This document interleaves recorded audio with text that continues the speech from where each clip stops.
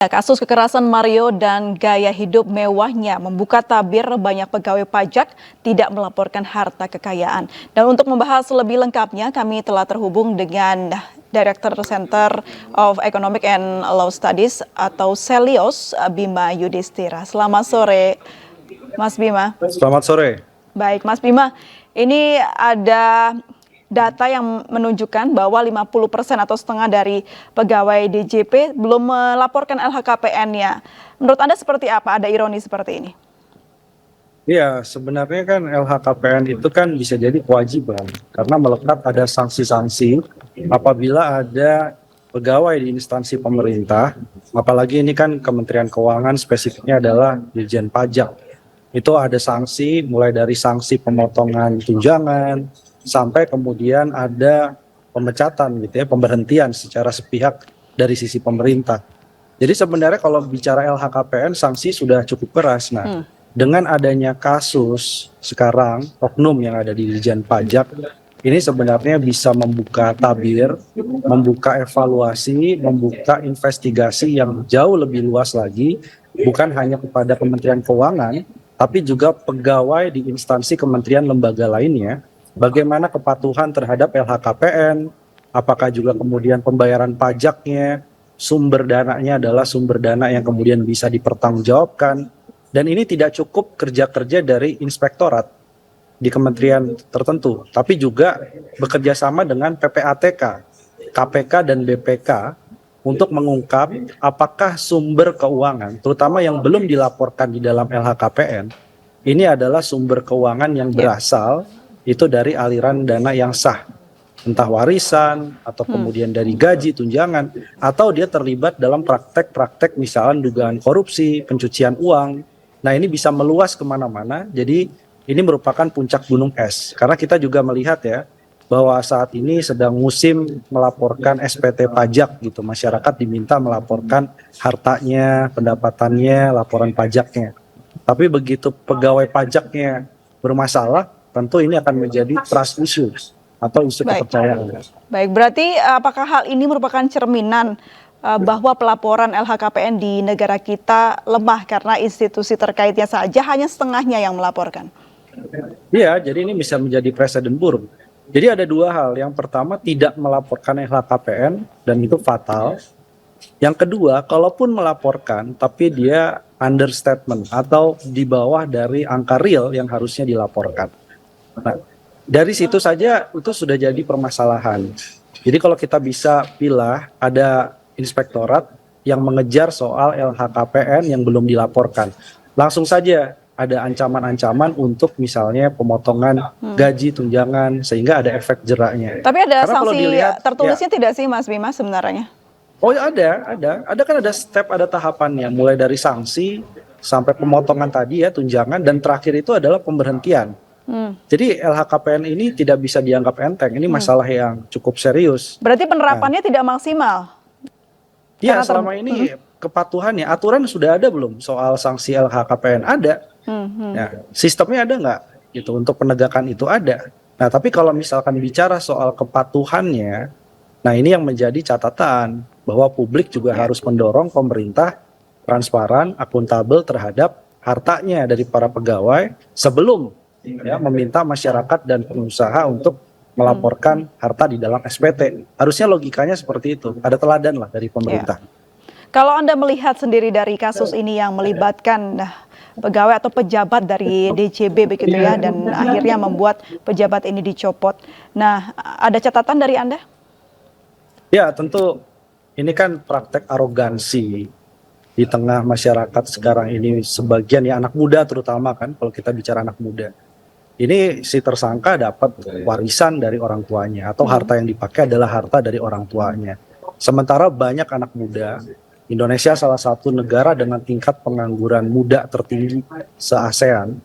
16% pemuda kita, 18 sampai 24 tahun itu menganggur. Kalau enggak kerja tapi jam kerjanya dikurangi karena masih terdampak oleh pandemi kemarin. Jadi banyak sekarang ini lulusan-lulusan dari SMK, lulusan perguruan tinggi, susah cari kerja pendapatannya juga pas-pasan, tidak sedikit yang terjerat pinjaman online, apalagi disuruh bayar pajak kan begitu ya, uangnya dari mana? Sementara kita melihat kelakuan anak-anak pejabat memamerkan harta kekayaan yang sumbernya belum jelas. Oke. Nah, menurut saya ini arogansi seperti ini harus benar-benar dievaluasi. Orang tuanya pun yang bekerja di institusi pemerintah, ini sudah tepat yang dilakukan, tapi belum cukup hanya dengan memberhentikan. Tapi Apa juga seharusnya Mas memangkas, Bima kalau belum cukup?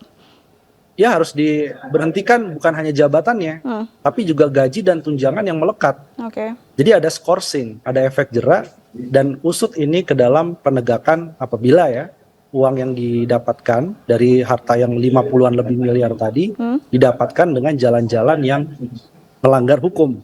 Nah, itu sekarang yang harus dilakukan. Untuk penelusuran kekayaan Rafael yang informasi tidak semuanya dilaporkan. Ya, tentu ini tadi melibatkan PPATK, melibatkan KPK untuk membentuk tim melakukan penelusuran, tentu bersama Inspektorat Kementerian Keuangan, sehingga ini tuntas. Orang tua itu bisa mendapatkan kekayaan sebesar itu, punya bisnis sampingan, apakah kalau dia punya bisnis sampingan konflik tidak dengan konflik kepentingan? Jadi kan lucu ya kalau ada pegawai pajak gitu, kemudian punya bisnis sampingan, bagaimana ketaatan bisnis sampingan itu dalam membayar pajak? Itu pun juga akan jadi pertanyaan berikutnya. Jadi ini saya kira harus diperluas investigasinya. Ini hanya satu dari oknum yang mungkin harus dilihat apakah hampir sama, meskipun belum menelan korban ya dalam bentuk Dalam pamer Instagram harta atau pelaku penganiayaan. Mas Bima yang juga anak dari Rafael ini ya, ini sering sekali menunjukkan flexing begitu, memamerkan kekayaan yang dia punya. Sebenarnya orang-orang yang seperti ini ingin seperti apa sih? Apakah memang perlu untuk memamerkan kekayaan? Ya, inilah fenomena media sosial juga membutuhkan orang untuk tampil, eksis, mendapatkan pengakuan dari masyarakat. Sebenarnya sebatas itu, mendapatkan pengakuan mungkin dari mantan pacarnya, teman-teman dekatnya, gitu, keluarga lainnya. Tapi ini yang perlu dipahami itu. Uangnya dari mana? Udah bekerja belum? Kalau bekerja pun apakah pendapatannya sebanyak itu? Jadi akhirnya menjadi tanda tanya.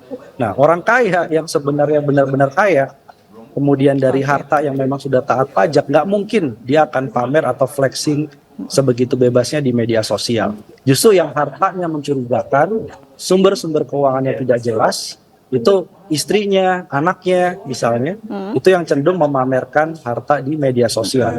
Apalagi Itu yang memang sebenarnya jelas jadi bekerja awal, untuk ya. pemerintah ya Mas Bima ya. Apalagi bekerja oleh pemerintah. Yang bekerja di sektor swasta saya jadi pertanyaan hartanya dari mana?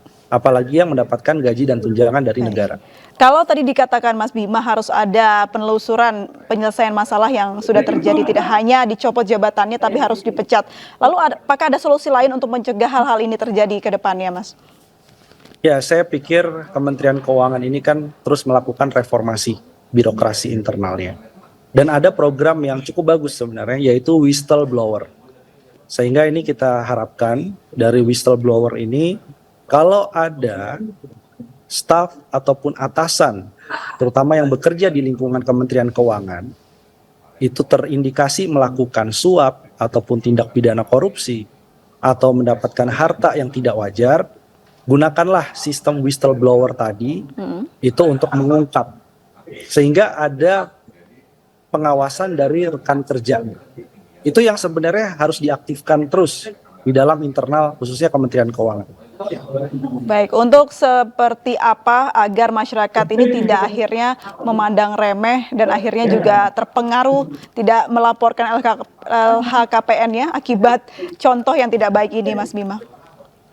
Ya, saya pikir beginilah, pemerintah juga harus berbenah, tapi masyarakat juga perlu untuk melaporkan SPT-nya ya, kalau masyarakat secara umum, membayar pajaknya juga. Karena apa? Memang ada 1-2 oknum. Tetapi kalau kita lihat, pajak yang kita gunakan pun juga penting bagi perlindungan sosial, dana infrastruktur yang bermanfaat langsung ke masyarakat. Tentu kita harus mengkritisi, mengawasi terus, tapi bukan berarti kita dalam posisi tidak membayar pajak. saya kira itu juga tidak bijak. Untuk edukasi juga ke masyarakat, Mas Bima, apa sih pentingnya kita untuk membayar pajak dengan baik dan melaporkan LHKPN dengan benar? Ya, kita perlu melaporkan SPT, membayar pajak ya.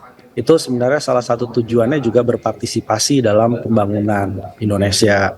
Karena bagaimanapun juga negara masih dibutuhkan untuk misalnya melakukan bantuan sosial, melindungi mereka yang terdampak, yang hampir miskin, kemudian memberikan bantuan kepada lansia, juga menjaga stabilitas harga-harga barang. Itu juga intervensinya dari anggaran yang pajaknya kita bayarkan. Nah, jadi semoga ini menjadi pelajaran ya, tetapi kemudian tidak sampai menjadi antisipasi gerakan tolak bayar pajak. Nah, saya kira itu nanti juga punya isu lain. Kalau pajak kita nggak bayar, misalnya, efeknya apa? Pemerintah akan berutang lebih besar lagi untuk membiayai pembangunan. Utang siapa yang tanggung? Ujungnya kita juga yang menanggung. Nah, itu konsekuensi dari ketidakpatuhan terhadap pajak.